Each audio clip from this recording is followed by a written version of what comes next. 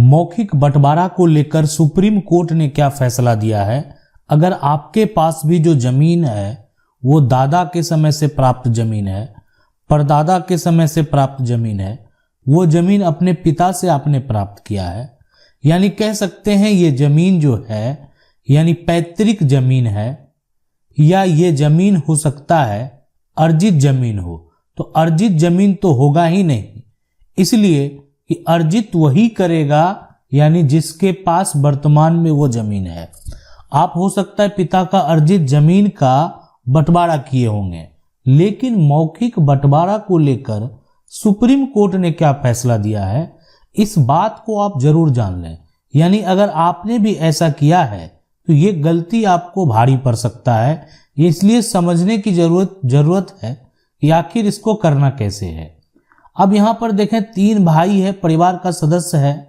अब ये क्या करते हैं, अपने जमीन ये जो देख रहे हैं ना, इसको आपस में बांट लेते हैं, सभी लोग आपस में डिवाइड कर लेते हैं। एक भाई ने तय किया कि मैं यहाँ ले लेता हूँ, दूसरा यहाँ ले लिए, तीसरा यहाँ ले लिए, लेकिन इसका कोई भी प्रमाण नहीं है। यानी जो भी हुआ मौखिक हुआ, यानी भाई में आप कह सकते हैं एक तरह से किसी प्रकार का मतभेद था ही नहीं, इसीलिए आपस में बिना मतभेद का ये लोग आपस में बंटवारा कर लिए। या पारिवारिक थोड़ा मतभेद हुआ भी तो किसी प्रकार का कोई दस्तावेज तैयार नहीं किया गया। दादा का जमीन था या पिता का जमीन था, ये क्या किए आपस में डिवाइड कर लिए। जो भी वर्तमान में इनके पिता के पास बचा हुआ था सबको बांट लिए, कोई कागजात तैयार नहीं हुआ।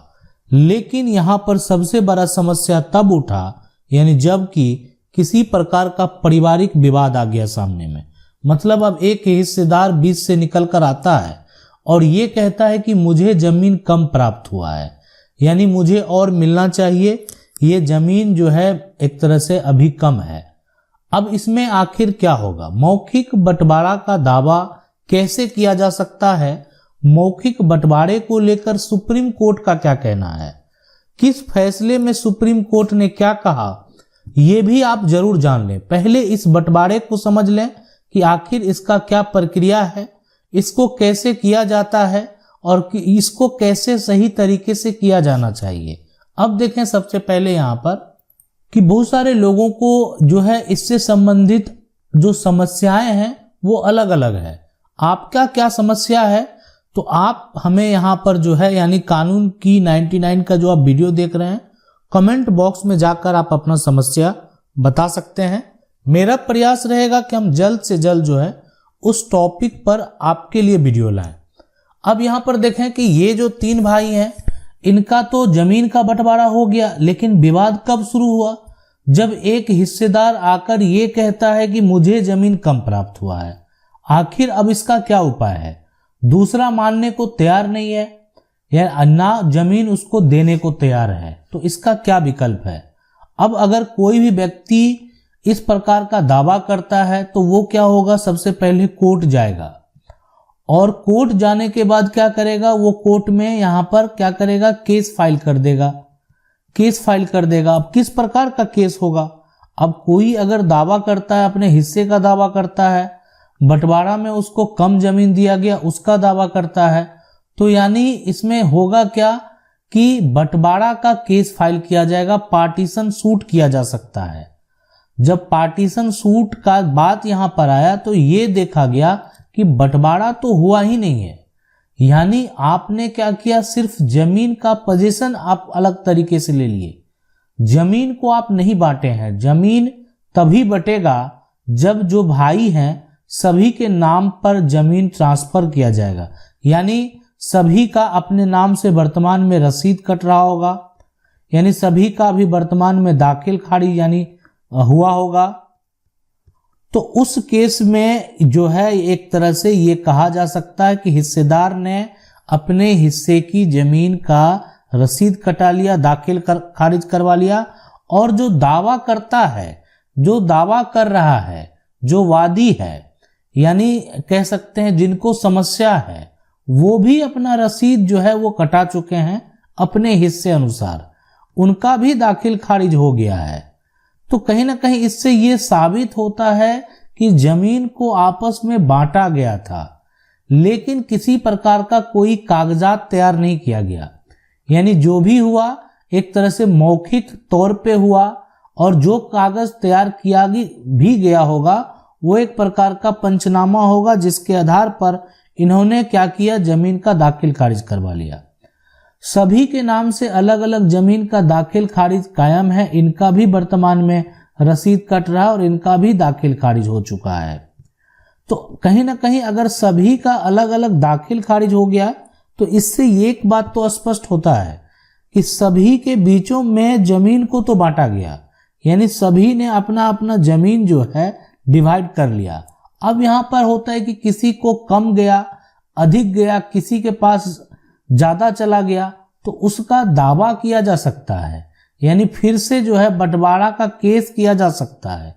एक जो हिस्सेदार है जिसका कानूनी तौर पर अधिकार है, वो कभी भी पार्टीशन का दावा यानी बंटवारा का दावा अपने दादा परदादा के संपत्ति में वो कभी भी कर सकते हैं, इसलिए कि उनका कानूनी अधिकार है और उस अधिकार से आप उनको वंचित नहीं कर सकते हैं। अब यहाँ पर देखें, सुप्रीम कोर्ट ने इस विभाजन को लेकर, यानी मौखिक विभाजन जो किया जाता है उसको लेकर सुप्रीम कोर्ट ने क्या कहा। अगर आप यहाँ पर जो है इस तरह के फैसले को जानना चाहते हैं, एक फैसला आता है, जो फैसला के बारे में हम आपको डिटेल से भी बताएंगे। जो फैसला है राकेश शर्मा का जो फैसला आता है ये 2020 का, यानी सुप्रीम कोर्ट का फैसला है।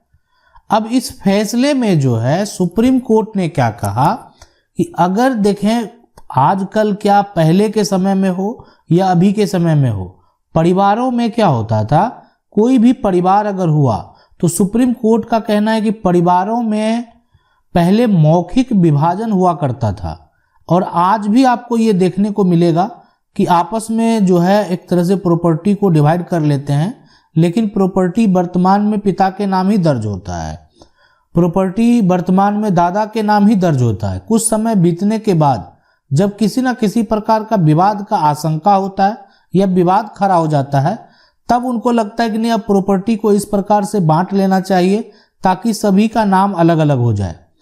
तो सुप्रीम कोर्ट का यहाँ पर साफ साफ क्या कहना है कि अगर कोई भी परिवार में मौखिक विभाजन होता है तो इसका मतलब ये हुआ कि उस समय परिवार के सदस्यों को जिस प्रकार से डिवाइड किया गया वो एक तरह से स्वीकार्य था। अब वर्तमान में कोई अगर अस्वीकार करता है तो फिर उस हिसाब से जो है दोबारा नहीं बांटा जाएगा। अब इसके अलावा एक बात को और समझ लें, कानूनी तौर पर मौखिक बंटवारा का कोई मतलब नहीं होता है।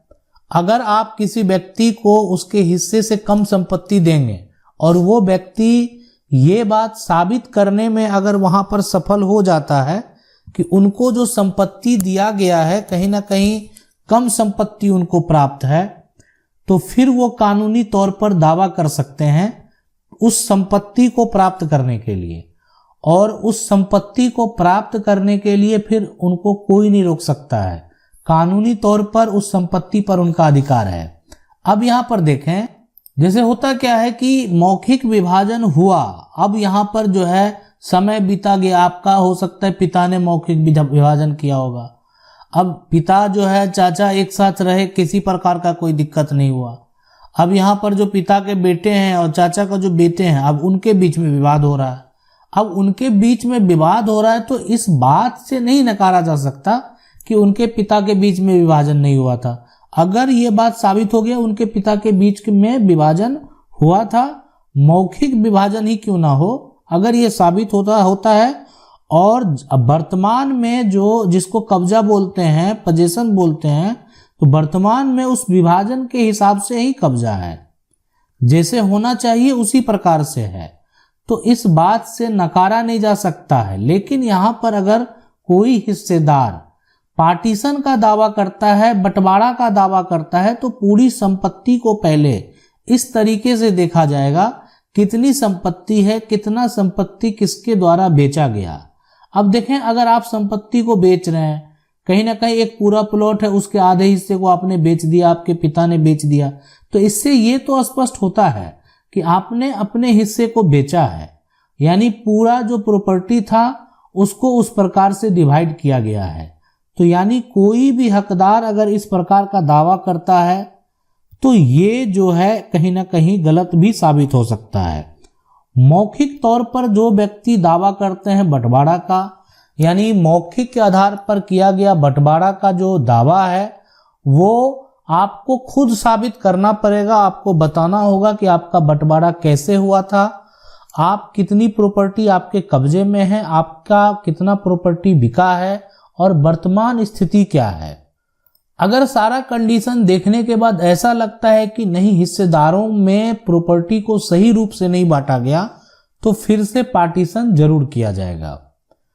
आशा करते हैं वीडियो अच्छा लगा होगा। वीडियो को लाइक जरूर कर दें। अगर कानून की 99 को आप पहली बार देख रहे हैं तो सब्सक्राइब करके जो बेल आइकन है उसको जरूर दबा लें। मिलते हैं अगले वीडियो में, तब तक के लिए जय हिंद।